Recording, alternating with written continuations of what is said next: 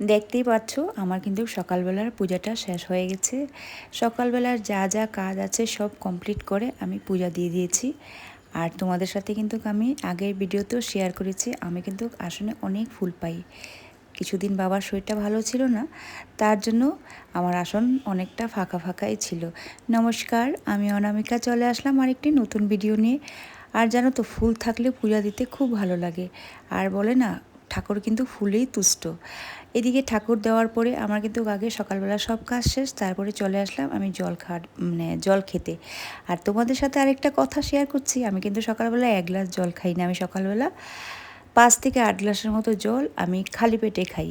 আর তোমরা হয়তো ভাবতে পারো এত জল খালি পেটে সম্ভব না। হ্যাঁ সম্ভব। আমার এই জল খাওয়ার হ্যাবিটটা আজকের থেকে নয়।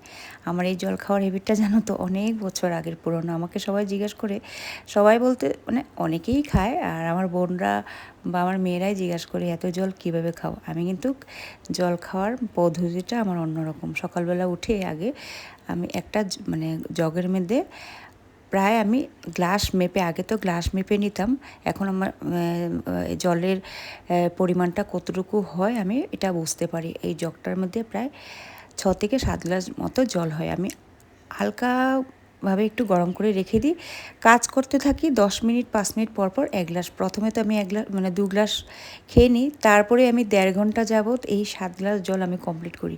আর যতক্ষণ অবধি আমার এই জল কমপ্লিট হয় না, ততক্ষণ অবধি কিন্তু আমি কোনো চা বিস্কিট কিছুই খাই না। আর এখন আমি 1 গ্লাস জল খেলাম, এই কাজ করতে করতে কিন্তু আমি জলের কোটাটা কমপ্লিট করে কিন্তু আমি তারপরে আমি চা খেতে বসবো। তো আমার এখন দেখো অন্য কাজে হাত দিয়ে দিয়েছি, আমি কিন্তু চাটা কিছুই খাইনি। টিয়াও চলে গেছি স্কুলে, বাবাকেও চা দিয়ে দিয়েছি। ভাবলাম কিছু কাপড় ভাঁজ করার আছে, আমি ভাঁজ করে নিয়ে। আর আরেকটা কথা তোমাদের সাথে শেয়ার করছি, জানো তো আমার কিন্তু একটা বড় খারাপ হ্যাবিট আছে। আমি ডেলি যে কাপড়গুলো আমি বাইরে পরে যাই, সেই কাপড়গুলো কুচমুচ করে একটা জায়গায় ফেলে রেখি না, মানে ভাঁজ করব বলে বিকাল দিকে আমি রেখে দিই। কিন্তু এই কাপড়গুলো আর ভাঁজ হয় না। কিন্তু পরের দিন যখন আমার নেক্সট ডেতে যখন এগুলো পরতে যাব, এগুলো পরার মতো কন্ডিশন থাকে না, আয়রন ছাড়া তো উপায় নেই। আমার বড় মেয়ে সবসময় বলতো, মা তোমার কি একটাই কুর্তি? আমি বললাম, না বাবা, আমার কুর্তি আছে। ওরা তো দেখতো, মা তো আছে, মা কেন একটাই পরে। কারণ কি, দেখো ডেইলি এটাকে আয়রন করব, আমি ভাবি যে এটা নেক্সট ডে একটু ভালো একটু কাপড় পরে বেরোবো, মানে ভালো অন্য চুড়িদার পরে বেরোবো। কিন্তু এই জানো তো, গিয়ে দেখি যে এগুলোর কন্ডিশন খারাপ, আয়রন করতে হবে। আর আমি কিন্তু আয়রন করি না, যখন একটা করতে হয় তখন করি। আর আমি ম্যাক্সিমাম বাবাকে দিয়ে দিই ঘরের মধ্যে, বাবা বসে বসে করে দেয়। তো যাকগে। আর এদিকে তোমাদের সাথে কথা বলতে বলতে দেখো আমার অনেক কাপড় টাপড়ও ভাঁজ হয়ে গেছে। তারপরে চলে আসলাম এই সাইডটাতে। আর এই সাইডটা টিয়া এতই নোংরা করে, ও যখন নোংরা করে সবসময় আমি কী করি, ওকে এই দায়িত্বটা দিই। কখনো ও যখন ফ্রি থাকে আমি বলি, এই জায়গাটা গুছা, ওর অন্যদিকেও মনটা যাবে না, এই জায়গাটা গুছালে ও ভালোও পায়, কারণ ওরই সাজগোজ জিনিস। আর আমি লিপস্টিক লাগাতে ভালোবাসি, তার জন্য আমার ড্রেসিং টেবিল লিপস্টিকে ভর্তি। আমার ইউজের জন্য না হলেও এখন অবধি 8-10টা লিপস্টিক আছে, ভ্যারাইটিস কালারের। বাজারে গেলে আমি লিপস্টিক লাগাতে এত ভালোবাসি, একটা কিনি। আর টিয়া বলে, মা এত লিপস্টিক তোমার আরও মন ভরে না? না, আমি বলি, না বাবা, আমার লিপস্টিক কিন্তু এত ভালো লাগে। আমি এক্সপেরিমেন্ট করি, কথাটা ভুল বলে ফেললাম। আমি কালারগুলো লাগিয়ে লাগিয়ে ভাবি, প্রথমে তো হাতে লাগিয়ে আনি, তারপরে ভাবি যে না, ঘরে গেলে কালারটা হতো অন্য অন্য তোমার লিপটা দেখতে অন্যরকম লাগবে। আমার ওই ভাবনাতে আমি লিপস্টিক কিনে ভরিয়ে দিয়েছি ঘরের ভিতরে। যাই হোক, এটা হলো হাস্যকর ব্যাপার, এটা যার যার ব্যাপার।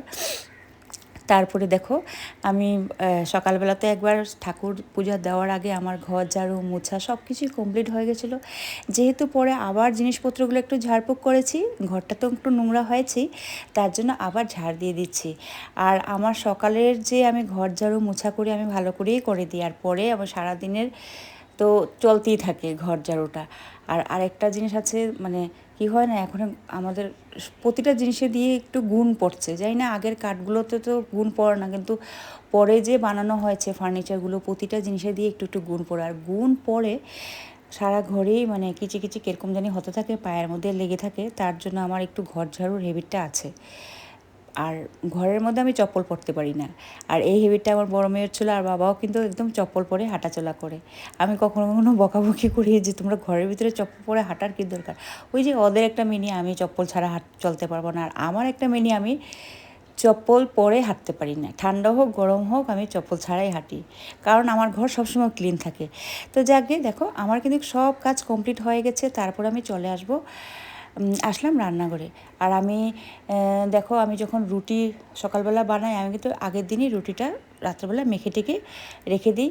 আর আজকে কিন্তু আমি রুটিটা সকালবেলা মানে রাতে মেখে রাখিনি, কারণ রুটির গোল্লা একদম 1-2টার মতোই ছিল, তা আবার মাখতে হবে। টিয়াকে আমি অন্য কিছু বানিয়ে দিয়েছিলাম ব্রেকফাস্টে, তারপরে এদিকে মাখছি। আর জানো কি না, আগের দিন রাত্রে খুব ঝড় হয়েছিল আমাদের এখানে, ঝড়ের জন্য রাত্রেবেলা ঘুমটা আমার অনেকটা কম হয়ে গেছে।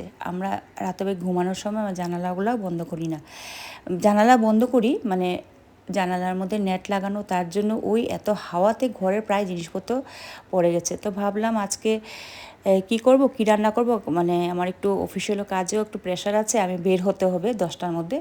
তার জন্য আমি ভাবলাম অন্য একটু কিছু মোটামুটি কিছু রান্না করে নেব। তো হঠাৎ দেখি বাবা মাছ নিয়ে চলে আসছে, তো আমি মাছটা কী করবো ফ্রিজে রেখে তারপরে বের হয়ে যাব। ভাবলাম এসে মাছ ভাজি বা আলু দিয়ে মাছের একটা হালকা একটা ঝোল বানিয়ে নিব। আর এদিকে দেখতেই পারছো আমি রেডি হয়ে গেছি, আমি বাবাকে ব্রেকফাস্ট দিয়ে দিয়েছি, আমি একটা রুটি খেয়ে নিয়েছি। আর তোমাদের সাথে আগের ভিডিওতে আমি কিন্তু শেয়ার করেছি, আমি কিন্তু রুটি কিন্তু তোর সবজি দিয়ে একদমই খেতে পারি না, হয়তো দুধ চা বা লিকার চা বা রুটিটা টুকরা টুকরা বাচ্চাদের মধ্যে ছিঁড়ে আমি দুধ দিয়ে খেতেই ভালোবাসি, এটাই আমার সন্তুষ্টি মনের মধ্যে। তো যাকে এদিকে আমার রেডি হয়ে গেছি। তারপরে কারেন্টও খুব ডিস্টার্ব দিচ্ছিল সেদিন, কারণ ঝড়ের জন্য অনেক জায়গায় কারেন্টের তারগুলো ছিঁড়ে ছিঁড়ে পড়ে গেছিলো। তারপরে আমি বের হয়ে যাচ্ছি। তো আমি আমার ভিডিওটা এখানে শেষ করছি, আরও অনেক গল্প হবে তোমাদের সাথে, আড্ডা হবে, আর নতুন নতুন ভিডিও নিয়ে তোমাদের সামনে আমি চলে আসবো। এখনের জন্য টাটা, বাই বাই।